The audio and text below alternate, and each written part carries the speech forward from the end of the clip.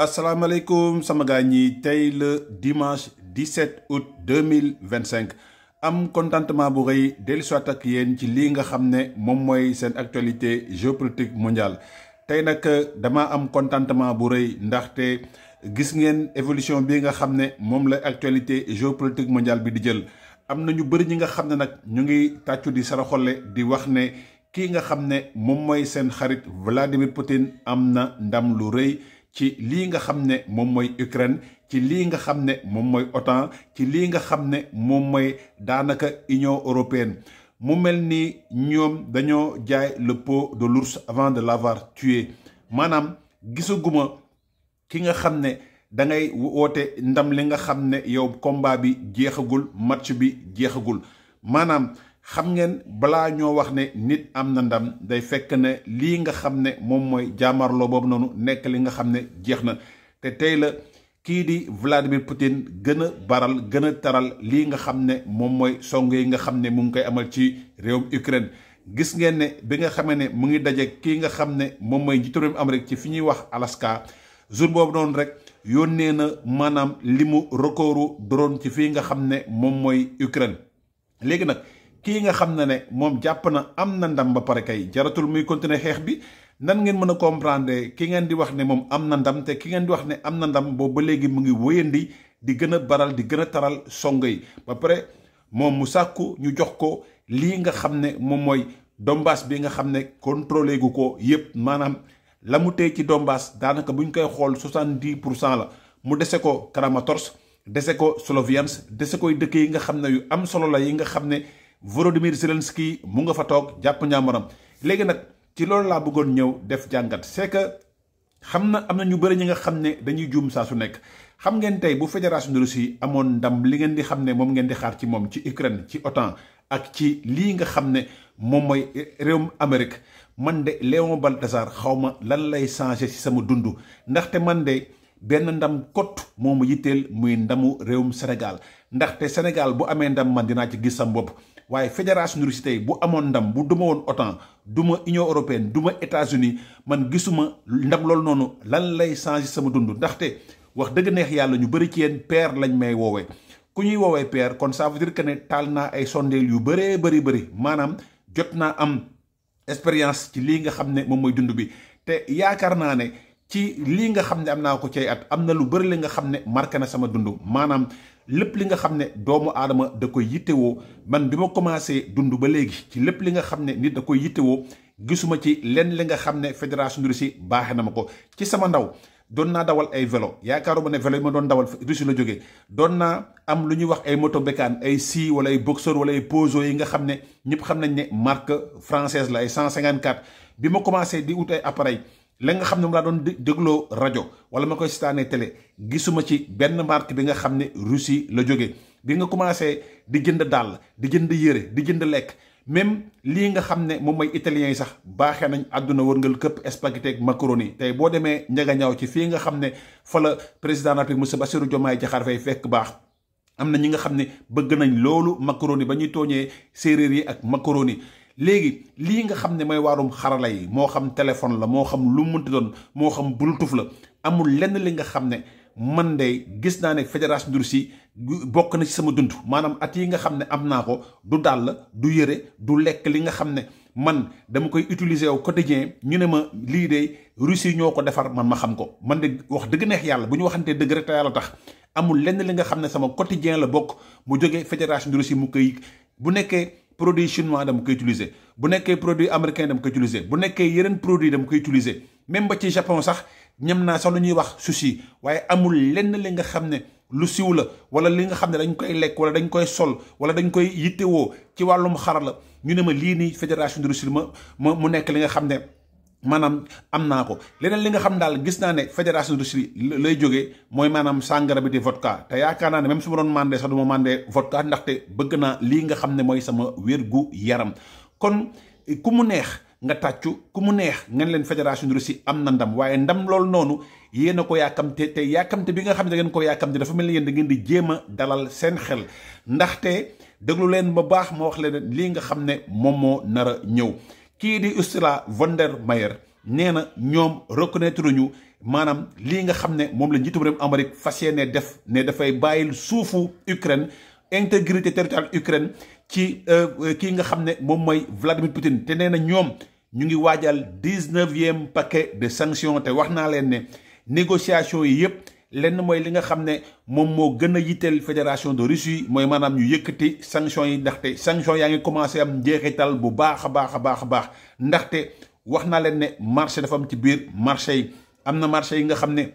ñoom ñoo gën foofu ci marché yi te kii di Volodymyr Zelensky wax na ne lii nga xam ne mooy taxawaay bi nga xam ne moom la Vladimir taxawee nekkul kenn ki nga xam ne war na ne daf bëgg jàmm ndaxte song yi nga xam ne mu ngi koy song ku bëgg jàmm du defa ne du nu mel du doxalee ni ni mel te ñii nga xam ne ñoom ñooy occidentaux yi Giorgia Meloni dina ko gunge Ursula von der Leyen dina ko gunge kii nga xam ne moom mooy jiite OTAN dina ko gunge Canada léegi réew yi nga xam ne sax ñoom sore nañ ci lépp li nga xam ne yitteelu leen Inde li xew Ukraine yitteelu leen nee nañ ñoom pare nañ pour dooleel Ukraine Canada ca la bokk Japon ca la bokk Turquie bu Recep Tayyip Erdogan wax naa ko barki démb wax na ne lépp li nga xam ne intégrité territoriale la maanaam jamono ji bloc bii nga xam ne moo nekk ci ginnaaw Ukraine dafa nekk bloc bi nga xam ne gën naa yaatu gën naa am doole mu mel ni kon décision bii nga xam ne moom la kii di njiitum réewum Amérique jël ak administration mu wéetoo ko ki nga xam ne jàpp nañ ne soppeem la xaritam la ndaxte ñoom yàgg na di ko tagg boobu ba léegi ba ñuy wax ne am na ay accointance yu dox seen diggante lii nga xam ne moom lañ décidé soo moytuwul surprise dina am léegi nag ñenn ñi dañoo jàppee ne kii nga xam ne moom mooy Donald Trump dafa nekk benn guignol bi nga xam ne dafay keneen ki nga xam ne moom lay àndal di ab nit ku ñuy wax cynique maanaam la nga xam ne moo xew Alaska dafa dox si benn diggante ku ñuy wax ab guignol ak ku ñuy wax un personnage cynique mooy ki nga xam ne daal nee nañ mii kër la mii kër mooy ki nga xam ne da ngay affiché ni ñu koy waxatee indo dawal kaboy comme ni ko ñu ngi koy waxee fii ci réewum Sénégal ndaxte moom buy wax ne bëgg na jàmm ji nga xam ne mu ngi koy wax ñëpp di ko dégg ci suuf mu ngi duma lu mu mën mu ngi dóor lu mu mën mu ngi padd lu mu mën mu ngi ngàdd lu mu mën loolu moo tax ba Volodymyr Zelensky ne kii lii nga xam ne moom lay fësal ak lii nga xam ne moom lay doxewul waroon naa torop kii nga xam ne dafa bëgg jàmm kon tey même bu fekkee ne ñu bëri jàpp nañ ne am na ndam yaakaar naa ne balaa ngaa ne di jibile di wax ne am ngeen ndam teylu leen ba nga xam ndax Volodymyr Zelensky dina nangu proposition yi nga xam ne dañ koo teg te moom am na ñi nga xam ne ña ngi koy dooleel te ñooñu ginnaaw bi nga xam ne Viktor Orban dafa wax ne Europe doole bii nga xam ne da ko am da ko war a jël utiliser ko moo gën ñuy wane ne ñoom ay yaafus lañ ay yambar lañ ay toot lañ ba tax na daal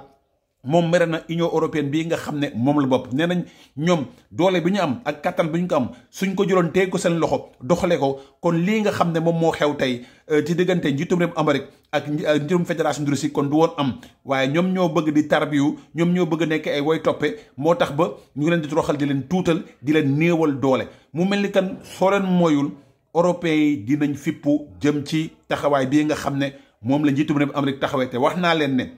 bu fekkee ne bàyyi dafay am nee nañ ko wàcc sa ànd boo dem fekk fa borom te États-Unis àndam Union européenne la lu tax mu nekk Union européenne parce que ñoom ñoo bokk benn idéologie muy wax démocratie maanaam ñoom ñooy partager ay valeurs communes boobu ba léegi nag Donald Trump su bëggee ne dafay dem ànd ak ay autocrates yi nga xam ne ñoom am nañ seen ànd parce que wax naa leen ne àdduna du neex ba lii di fédération de Russie doon ab démocratie même bu fekkee ne démocratie lay mbubboo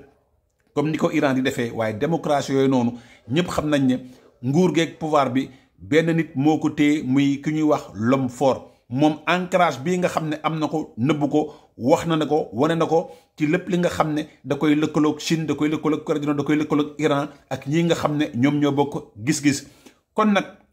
jarul ngeen di yàkkamti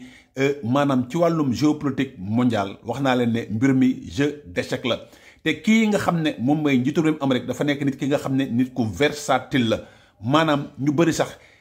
considéré ñu kàddoom parce que mun naa wax waaw léegi wax déet léegi loolu ñëpp xam nañ ko ci kii nga xam ne moom mooy Donald Trump léegi nag moom ay mbir yi nga xam ne ñu bëri jàpp nañ ne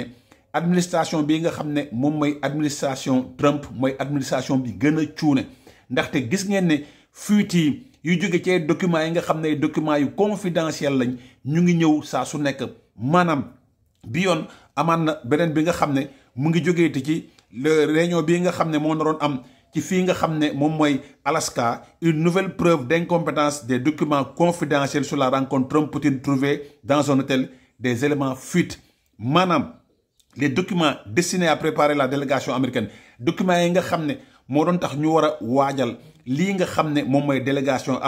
américaine bi dañ ko retrouver ci benn imprimante de l'hôtel Capitaine Cook à Anchorage rapporte samedi des médias américains maanaam lépp li nga xam ne foofu moom la ñu waroon préparer ndaje bi nga xam ne moom moo waroon am ci diggante njiitum fédération de Russie ak lii nga xam ne mooy njiitum réewum Amérique document yooyu yëpp dañ koo gis ci benn hôtel bi nga xam ne moo nekk ci fi ñuy wax moo tudd Capitaine Cook à Anchorage léegi nag lii nga xam ne moom mooy mbir moom noonu dafay wone gars yi nee nañ incompétence bi nga xam ne administration Trump incompétent nañ ko selon la radio NPR 8 pages ont été découvertes vendredi 8 pages yi nga xam ne nee nañ vendredi au business center de cet hôtel situé à environ 20 minutes de route de la base militaire hôtel bi mu ngi toll ci 20 minutes de route ci lii nga xam ne moom mooy base militaire bi où Donald Trump a rencontré Vladimir Poutine pour s'entretenir avec lui de la guerre en Ukraine a publié ces pages avec un programme détaillé de la journée spécifique à des salles de réunion maanaam lépp li nga xam ne bés bi noonu la waroon demee nit yi ci war a bokk seeni contact maanaam liste aussi des personnes des contacts programme de la journée lépp lañ publier maanaam pour léegi nag mu nekk li nga xam ne nee nañ seen numéro téléphone des contacts du département d'État ñëpp ñi nga xam ne ñoo bokk département d'État ak seen contact avec des numéros de téléphone ainsi que le menu du lunch et des courtes biographies des participants maanaam ñëpp ñi nga xam ne dañuy bokk ci ndaje mi lépp li nga xam ne mooy seen CV gis nañ ko ci imprimante boobu noonu mu toll ci 8 pages qu'ont-ils mangé le menu comprenait en tout cas une salade verte du filet mignon du flétan ainsi que de la crème brûlée au dessert maanaam programme journée bi yëpp mu ngi woon ci imprimante bi nga xam ne foofu lañ ko jëlee ci hôtel bi mu nekk benn mbir bi ngay wane dafay wane cuune bii nga xam ne administration Trump cuune ko des services en sécurité n'ont pas manqué de s'étonner samedi que cela semble une nouvelle preuve de laisser-aller et de l'incompétence de l'administration, a remarqué John Michaels, professeur de droit à USL. Après la radio, on ne laisse rien dans une imprimante. Point. maanaam amul kenn ki nga xam ne da ngaa nekk professionnel ci wàllum diplomatie ci wàllum mbir yi nga xam ne lu sensible la nga dugg ci hôtel imprimer ay mbir bàyyi ko foofu noonu ba document yooyu yëpp mu nekk beneen mbir bi nga xam ne dafay wone cuune bii nga xam ne lii di administration Trump cuune na ko léegi nag xam ngeen ne guerre commerciale bi mu ngi daw boobu ba léegi ndaxte Union européenne caaxaanul benn yoon ci ñëpp ñi nga xam ne dañuy dimbali fédération russe ci guerre bu ñuy guerre ba tax na ñoom Union européenne sanctionné nañ ñaari banque chinoise yooyu da nga xam ne dañ leen ciblé Chine tamit nee na dafay fayu waaye Chine moom dafa ciblé ñaari banques yi nga xam ne ay banques yu ndaw lañ mooy banques yi nga xam ne Lituanie lañ fekk baax la Chine cible 2 banques de l'UE en représailles aux sanctions liées à la Russie maanaam jamono ji occidentaux yi caaxaanatuñu ci lépp li nga xam ne dafay jëm ci fédération de Russie ak jàmmarloo bi nga xam ne moom la ñuy jàmmarloo te wax naa leen ne Chine mooy jënd pétrole beeg Inde te wax naa leen ne ñoom ñëpp a soxla marché Union européenne amul benn puissance bi nga xam ne soxla woo marché Union européenne la Chine a pris des mesures contre des banques de l'Union européenne en représailles au placement de 2 institutions financières chinoises sur la liste des sanctions européennes la Chine a pris mesures yi nga xam ne kii da koo jël Union européenne da koo jël dafa yitteel ñaari banques elle interdit aux banques lituaniennes UIB mooy Eurobo Bankas et Mono Bankas de conduire des transactions et d'échanger avec des organismes et en particulier en Chine ñoom nag ñaari banque lañ ciblé ñaari banque yooyu noonu ñu ngi nekk fii nga xam ne moom mooy Lituanie mooy dëkk bi ndaw bi nga xam ne moom moo frontière ak fédération de Russie ginnaaw bi nga xamee ne Union européenne dafa teg ay daan lii nga xam ne moom mooy ñaari banque chinoise yi nga xam ne ñoom ñooy amal ay transactions ci lépp li nga xam ne dafa yitteel pétrole ak gaz russe dans l'économie du commerce et des finances a-t-il déclaré léegi appelant également l'Union européenne à corriger ses méfaits et à cesser de pénaliser les intérêts de la Chine kii nag di réewum Chine ak seen ministre bi nga xam ne moom mooy gérer wàllum koom-koom bi dafa wax ne daal lii nga xam ne moom mooy Union européenne na bàyyi di pénaliser intérêts yi nga xam ne da koo am ba pare di néewal doole coopération Chine-UE nee na les sanctions européennes contre Yehi Rural Commercial Bank et la Heilong Jigang Shufinhen Rural Commercial Bank sont entrées en vigueur le 9 août maanaam ci 9 août la Union européenne jël décision sanctionné ñaari xeetu banques yi ni mel La décision de l'UE d'ajouter des sociétés chinoises aux sanctions contre la Russie en juillet est devenue un sujet de tension alors que les relations entre le continent et la seconde puissance économique mondiale restent houleuses. Kon tey l'Union européenne demande à Pékin d'abandonner les sanctions contre la Lituanie ñoom nag wax nañ ne ñoom na Chine bàyyi sanctions yi nga xam ne da koo teg lii nga xam ne moom mooy Lituanie. L'Union européenne a demandé à la Chine d'annuler des sanctions imposées à 2 banques lituaniennes en représailles aux pénalités imposées par l'UE à des prêteurs chinois en réponse à l'invasion russe en Ukraine. Au siège de l'UE, Bruxelles, le porte-parole de la Commission européenne, Olaf Gil, a défendu les sanctions prises par l'UE à l'encontre des banques chinoises. ñoom nee nañ lii nga xam ne dañ koo def fu leer lañ ko teg fu wóor lañ ko teg ndaxte ñoom dootuñu nangooti képp ki nga xam ne da ngay kattanal fédération russe ak njiitam ci song bi nga xam ne wala agression bi nga xam ne mu ngi koy amal ci fii nga xam ne moom mooy Ukraine. Nous sanctionnons la pièce maîtresse de nos efforts visant à minimiser l'efficacité de la machine de guerre russe. ñoom nee nañ li leen tax a jóg mooy fexe ba néewal doole